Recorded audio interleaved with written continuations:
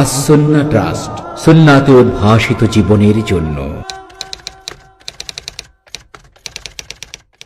জনাবের নিকট আমার প্রশ্ন যে ইসলামের নামে আমাদের দেশে অনেক মতবাদ চালু আছে, এর মধ্যে কোনটি সঠিক, আর যেগুলো সঠিক না সেই মতবাদগুলোর অনুসারী যারা আছে তাদেরকে কিভাবে আমরা সঠিক পথে আনতে পারি? ধন্যবাদ। বসো। এটা আমাকে গত কয়েকদিন আগে এক মাহফিলে প্রশ্ন করা হয়েছে যে ইসলামের সঠিক দল কোনটি। তুমি তো মতবাদ বলেছো, ওখানে দল বলেছে, এবং সারা বিশ্বব্যাপী সঠিক দল কোনটি, আরো কি কি যেন লিখেছে। তাই বললাম যে সঠিক দল একটা আছে, নাম কি বলবো? সে বলেন। আমি একটু দেরি করলাম, পরে বললাম একমাত্রই সঠিক দল আমার জানা আছে, সেই দলের নাম ইসলাম। এখন সবাই তো আশা হতো, ভাবছিল কোনো পক্ষের দলের নাম বলবো। কথা বুঝেছো? দলাদলি ইসলামে হারাম। আমাদের একটাই দল আছে, সেটার নাম হলো ইসলাম। যে ব্যক্তি নিজেকে মুসলমান দাবি করছে সে আমার দলের, এবং তাকে আমরা বিচার করব তার আমল দিয়ে। একজন নামাজ পড়ে আলহামদুলিল্লাহ সে ভালো, সে কি অমুক দলের মাধ্যমে না তমুক দলের অমুক দলের মাধ্যমে নামাজ পড়েছে, এটা আমার বিচার না, সে নামাজ পড়েছে কিনা এটা দিয়েছে। কথা বলেছো? ঠিক তেমন আরেকজন লোক রোজা রাখে, একজন লোক দাঁড়িয়ে রাখে, একজন লোক আল্লাহর পথে দান করে, একজন লোক এতেকাপ করে। যে যত বেশি ইসলাম পালন করে সে তত বেশি আমার প্রিয়, সে আমার দলের আরো কাছে। এখন তুমি মতবাদ সম্পর্কে প্রশ্ন করেছো। আসলে ইসলাম সম্পর্কে যত মতবাদ বিশ্বে প্রচলিত, আমরা কেউ বলতে পারবো না কোরআন সুন্নাহ ছাড়া আর কোনো মতবাদ সহি। আর যত মতবাদ প্রচলিত প্রত্যেকেই কোরআন সুন্নাহ থেকে নিচ্ছে। সোর্স কি? নিচ্ছে কে? আমার মতো মানুষ। এই মানুষগুলোর ভিতরে কোনো নবী আছে কিনা? নবী আছে? মাসুম নির্ভুল কেউ আছে কিনা? নেই। তার মানে কোনো মতবাদকে অ্যাবসলিউট ঠিক বলা মোটেও বৈধ নয়। এটা প্রথম কথা। প্রত্যেক সমাজে যা প্রচলিত আছে প্রতিটি বিষয়কে কোরআন সুন্নাহ আলোকে বিচার করতে হবে। প্রত্যেকে মুসলমান, প্রত্যেকে আমার ভাই, প্রত্যেকে দিনের কথা বলছেন, তবে বর্তমানে যারা বলছেন তাদের সোর্স কোরআন হাদিস, কিন্তু নেচ্ছে মানুষ। কাজেই মানুষের নেওয়ার ভিতরে ভুলভ্রান্তি থাকবে, এটা প্রথম কথা।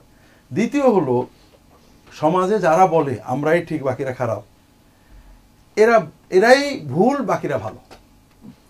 কারণ রাসূলুল্লাহ সাল্লাল্লাহু আলাইহি ওয়াসাল্লাম বলছেন মান কালা হালাকান নাসু ফাহুয়া আহলাকুহুম, যে বলে যে মানুষ সব খারাপ হয়ে গেছে আমি শুধু ভালো, বলবে ও সবচেয়ে খারাপ। এই জন্য সমাজে ইসলামের নামে যারা কাজ করে তারা দুই রকমের। এক ধরনের কোরআন হাদিস মানো, ভালো চলো, যে দলটল যাই করো অন্তত ইসলাম মানে চলো। এদের কথা ভুল হতে পারে, ঠিক হতে পারে। আর যারা বলে ভাই যাই বলো, নামাজ রোজা যাই করো, এই দলে না আসলে, এই হুজুরের মুরিদ না হলে, এই দলে না গেলে, এই ঈদে না গেলে তোমার কাম হলো না, তাহলে বুঝবা যে ওর থেকে 100 মাইল দূরে থাকবা। কারণ তারা আল্লাহ রসুলকে মানদণ্ড রাখেনি, তারপরে এসে একজন মানুষ বা একটা ব্যক্তির ইজতিহাদকে মানদণ্ড রেখেছে। কথা বুঝতে পেরেছো? তৃতীয় বিষয় হলো, তুমি প্রশ্ন করেছো যে যারা ভুল তাদের কি করব। যারা ভুল, কতটুকু ভুল, এটা কোরআন সুন্নাহর আলোকে মানতে হবে, দেখতে হবে। ভুল যদি ছোটখাটো ভুল তো সবারই আছে, বুঝতে পেরেছো? আমরা তাদের বোঝার চেষ্টা করব, না হলে যার যার মতো চলবে। যেমন মনে করো আমাদের সমাজে অনেক শিক্ষা ব্যবস্থা আছে এবং শিক্ষা প্রতিষ্ঠান আছে, সবই শিক্ষা প্রতিষ্ঠান, সব তো একরকম না। কারো কেউ মোটামুটি ভালো, অল্প ভুল ত্রুটি আছে, কেউ অল্প ভালো, অনেক বেশি ভুল ত্রুটি। কারোর ভুল ত্রুটি সিস্টেমে, যেমন আলিয়া মাদ্রাসা, কওমি মাদ্রাসা, বিভিন্ন পদ্ধতির ভিতরে পদ্ধতিগত ভুল আছে। কারোর ভুল পদ্ধতিতেই শুধু নয়, ব্যবস্থাপনায়, প্রয়োগে, অর্থাৎ শিক্ষক ঠিক মতো না, শিক্ষকের যোগ্যতা নেই। কথা বুঝতে পেরেছো? এখন এক্ষেত্রে আমরা কখনো মোটামুটি সমালোচনা করি, ভাই এটা ঠিক করেন, কখনো দেখি যে যা করছে আমরা একটা করি। কথা বুঝতে পেরেছো? যে আমার দৃষ্টিতে সুন্নাহর আলোকে এটা বেশি ভালো। এই জন্য যারা মুসলমান তাদের সবাইকে সাইজ করে একমতে নিয়ে আসতে হবে, এটা কিন্তু হবে না, এটা নিয়মও না। আমাদের দায়িত্ব হলো যিনি মুসলমান বলে দাবি করেন তাকে ভালোবাসা, সব মুসলমান আমার ভাই এটা মনে করা, বিশ্বাস করা, অন্তর দিয়ে মনে করা। মুসলমানদের রাজনৈতিক, সামাজিক, ধর্মীয় দল উপদলের কারণে তাকে দুশমন মনে না করা, ভিন্ন দল মনে না করা। তার বিচারটা হবে কোরআন সুন্নাহর আলোকে, দলের কারণে না। যেমন মনে করো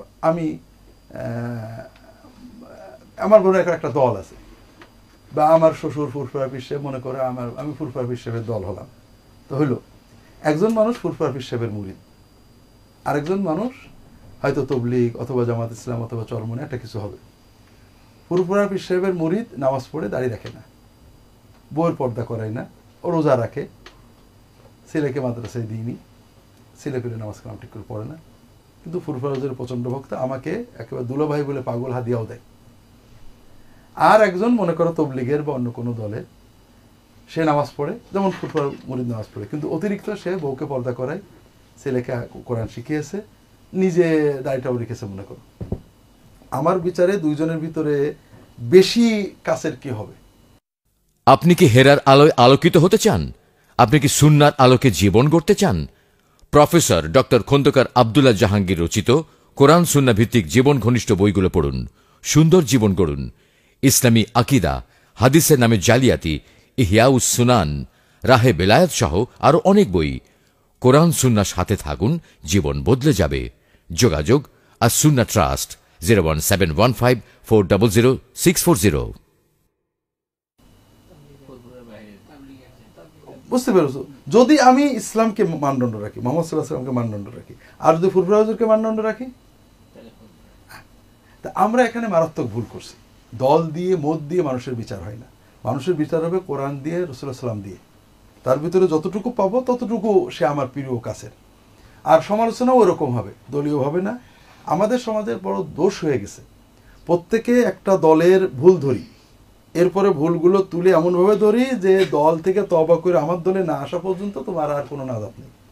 অর্থাৎ আহলে হাদিসরা যখন হানাফিদের সমালোচনা করেন তখন দল হিসেবে করেন যে তুমি যত ভালোই হও, হানাফি ত্যাগ করে আহলে না হবে, তোমার জান্নাতের কোনো দরজা আমরা চাবি দিতে হবে, তুমি খুলতে পারবে না। হানাফিরা যখন আহলে হাদিসের সমালোচনা করেন তখন কিন্তু মসলার সমালোচনা করেন না। তুমি যাই বলো না কেন, তোমার মূল আহলে হাদিস হওয়াটাই হলো তোমার দোজখে যাওয়ার কারণ। তুমি যতক্ষণ না তওবাতিল্লাহ করে আমার হানাফি না হচ্ছ ততক্ষণ তোমার বেহেশতে যাওয়ার হয়নি। ঠিক জামাত বিরোধী যখন জামাতের সমালোচনা করে তখন তারা দলের সমালোচনা করে। তারা এটা বলে না যে তোমাদের সব ভালো আছে বা এটা ভুল, এটা ঠিক করে তোমরা জামাতেই থাকো, এটা বলে না। বলে তোমাদের জামাত মানেই খারাপ, তোমরা আগে জলদি আমার দলে এসো। ঠিক চরমায় ঠিক। তো প্রত্যেকে আমরা কি করি, দলগতভাবে মানুষের সমালোচনা করি। আমাদের কথা হলো যাই বলো তোমার দল খারাপ, তোমাকে সব ছেড়ে তওবাতিল্লাহ করে আমার দলে আসতে হবে। কথা বুঝেছো? এটা আমরা মনে করি যে অত্যন্ত ভুল মানহাজ। মুসলমানরা প্রত্যেকে তার মাদ্রাসা, তার শিক্ষা ব্যবস্থা, তার ধর্ম ব্যবস্থা নিয়ে থাকবে। আমি তার বলবো যে ভাই আপনি আলহামদুলিল্লাহ অনেক কিছু ভালো করেন, এই কাজগুলো ভুল, আপনি আপনার দলেই থাকেন, আপনার প্রতিষ্ঠানই চালান, কিন্তু আপনার এইগুলো ভুল দূর করলে আপনি ইনশাআল্লাহ আরো ভালো হবেন, আল্লাহর কাছে আরো সওয়াব পাবেন। তিনি যদি করেন আলহামদুলিল্লাহ, না করলে আমরা কি করবো? বান্দা কার? ইবাদত করছে কার জন্য? আল্লাহ। আল্লাহ বলবে।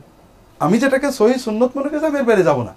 কিন্তু একজন মুসলমান নামাজও পড়ছে, আবার একটা বেদাত করছে, নামাজও করছে, একটা নাজায়েজ কাজ করছে, রোজাও রাখছে, একটা পাপ করছে, আমি তার ব্যাপারে এত অস্থির হতে যে নামাজই পড়েন, রোজা রাখেন, অমুসলমান, আমরা তাদেরকে ইসলাম গ্রহণের চেষ্টা করবো।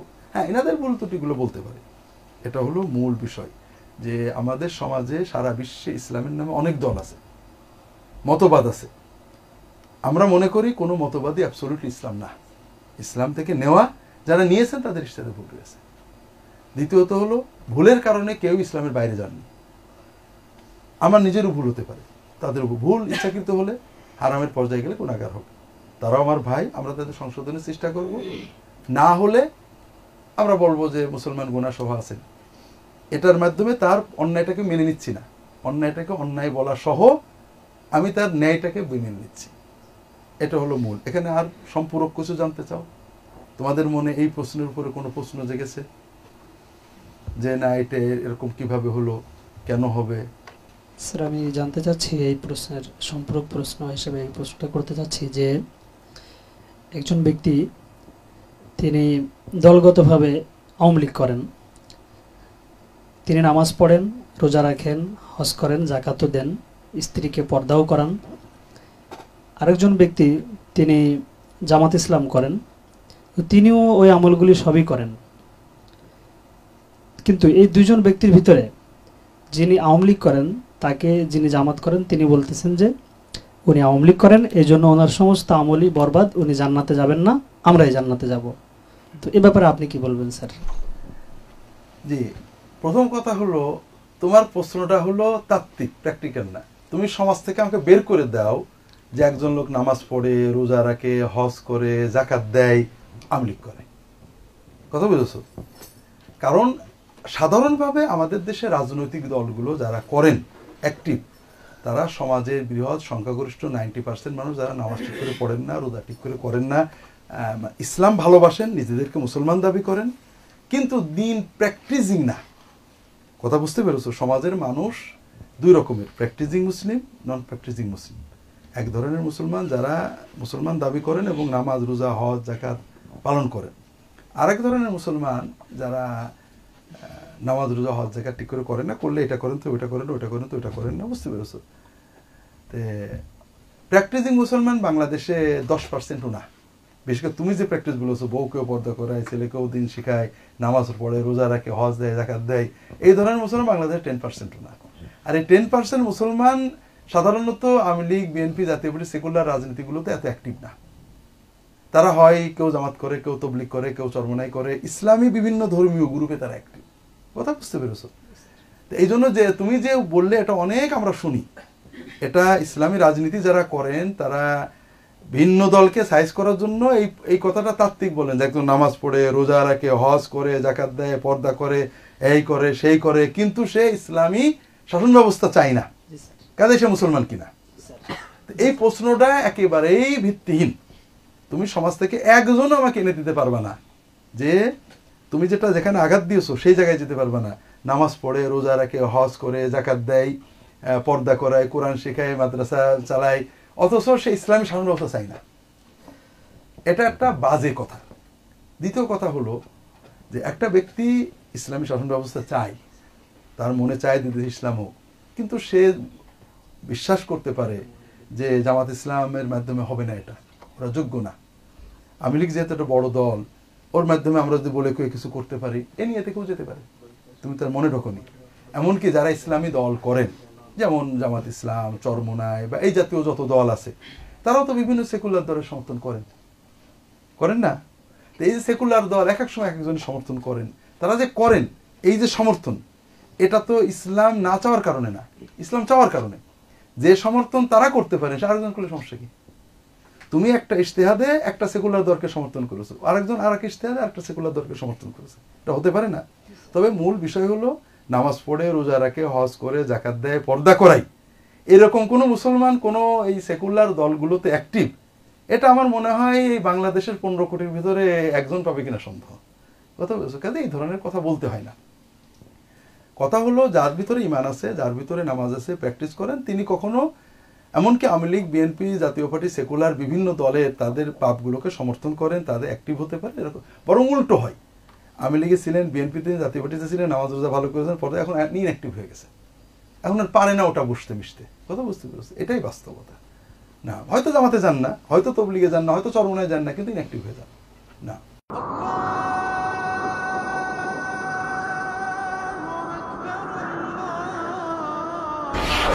আস সুন্নাহ ট্রাস্ট, সুন্নাতে উদ্ভাসিত জীবনের জন্য।